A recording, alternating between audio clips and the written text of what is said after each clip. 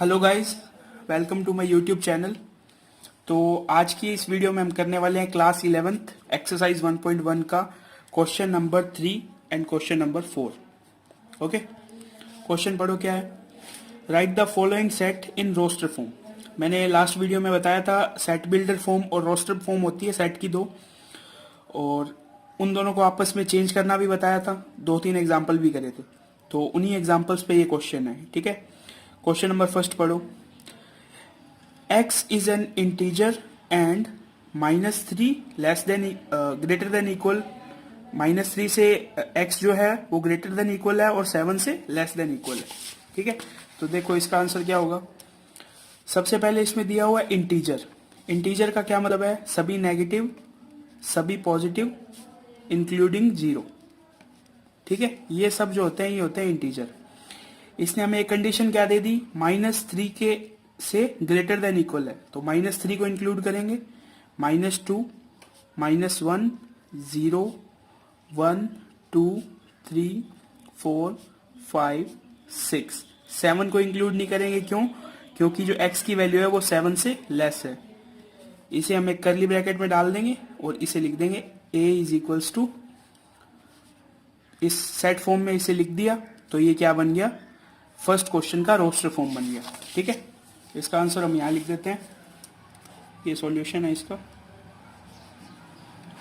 Solution 1 क्या है? a -3, -2, -1, 0, 1, 2, 3, 4, 5, 6।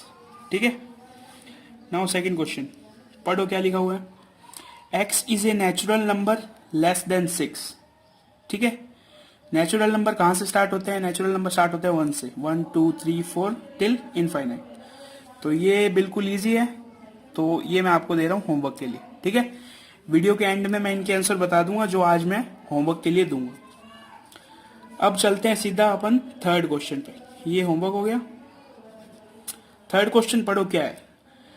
Third question में x क्या डिफाइन किया हुआ है? x is a 2 digit number, 2 digit natural number such that the sum of its digit is 8। ये क्वेश्चन थोड़ा समझने वाला है। तो इसमें क्या दिया हुआ है कि एक नेचुरल नंबर है 2 डिजिट्स का, और उन दोनों डिजिट का अगर हम सम कर दे तो इक्वल में आता है 8। ठीक है, सबसे पहला नंबर इजी है, हमें पता है 8 एंड 0 यानी 80। 8 एंड 0 का सम करेंगे तो 8 आएगा। अब हमें इस टाइप के नंबर किस तरह बनाने हैं? फर्स्ट नंबर में से एक एक माइनस करते रहो और सेकंड नंबर में एक एक प्लस करते रहो। ठीक है, एक माइनस किया 7, एक प्लस किया 71। इन दोनों नंबर्स का सम भी 8 आ रहा है। ठीक है, इसी तरह करते रहो। 6 2, नेक्स्ट क्या होगा? 5 3, 4 4, 3 5, 2 6, 1 7 एंड लास्ट में क्या आएगा? 0 8। 0 8 का क्या मतलब है? सिंपल 8। लेकिन 8 को हम इस सेट में इंक्लूड नहीं करेंगे। क्यों? क्योंकि फर्स्ट लाइन में देखो क्या लिखा हुआ है, x is a 2 digit number, और 8 क्या है? सिंगल डिजिट है। तो अब इन सब नंबर्स को काउंट करो, 1 2 3 4 5 6 7 8, और सभी नेचुरल नंबर है, हमें पता ही है। तो इन 8 नंबर्स को हम लिख लेंगे इसके आंसर में।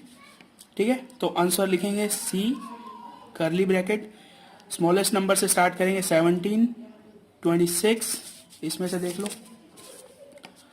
35, 44, 53, 62, 71 and 80।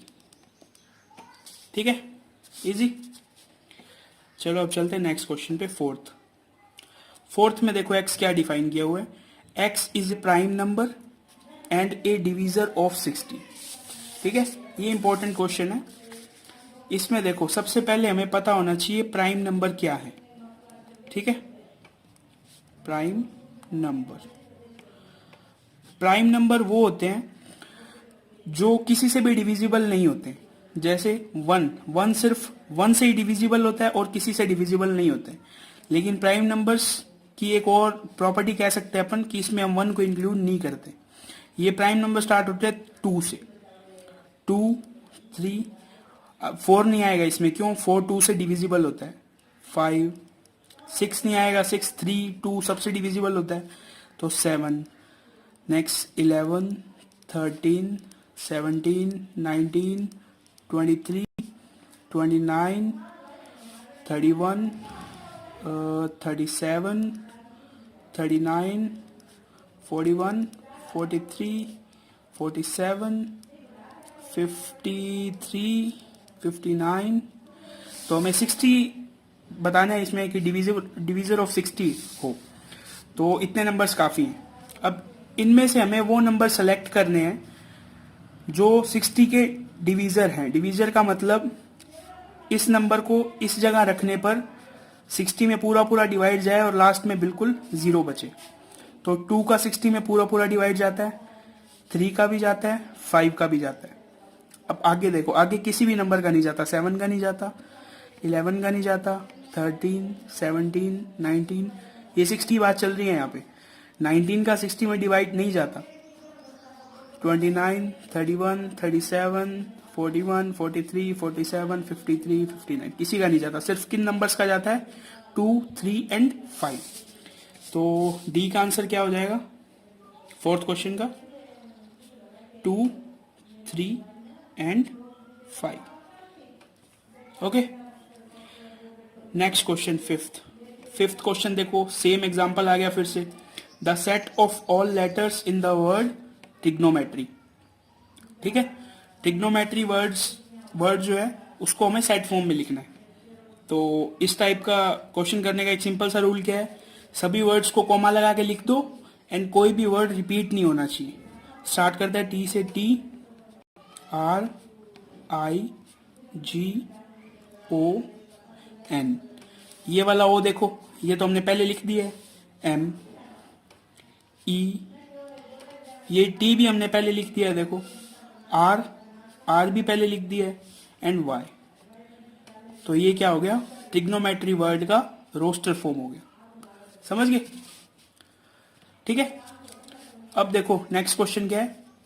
The set of all letter in the word better. ठीक है, सेम क्वेश्चन है, ये आपका होमवर्क। ठीक है, हम सभी क्वेश्चन जो मैं होमवर्क में दे रहा हूं उसका आंसर मैं लास्ट में बता दूंगा।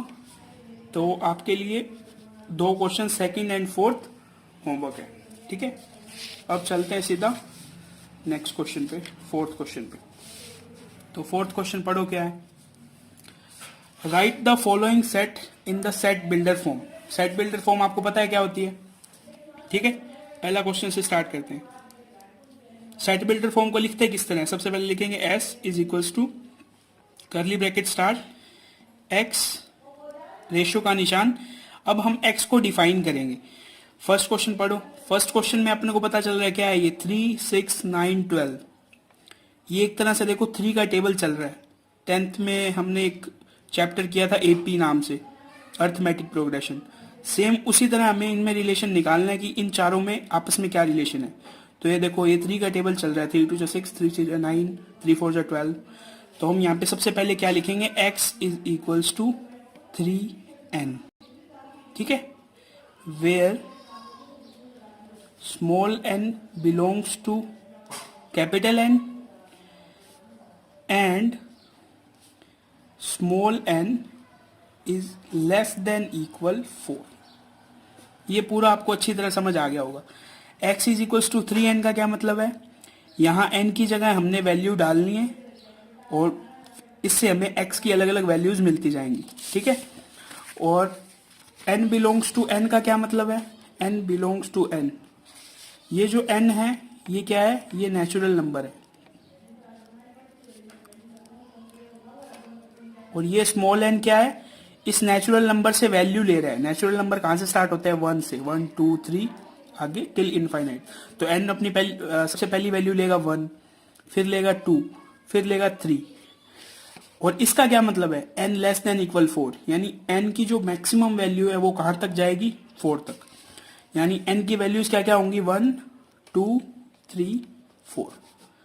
अब इन n की वैल्यूज को अगर हम इसके अंदर पुट करें तो देखो क्या बन जाएगा? n की वैल्यू 1 पुट करने पे क्या आएगा? 3 1 जा 3। n की वैल्यू 2 पुट करने पे क्या आएगा? 6। n की वैल्यू 3 पुट करने पे क्या आएगा? 9। समझ गए? और n की वैल्यू 4 पुट करने पे क्या आएगा? 12। ये सेट 12 से आगे नहीं है तो हमने इस सेट को यहीं पे फिनिश कर दिया। नेक्स्ट क्वेश्चन देखो, अभी मैं आपको सेकंड और थर्ड एक साथ ही करवाता हूं, देखना। सेकंड और थर्ड क्वेश्चन एकदम सेम है, ठीक है।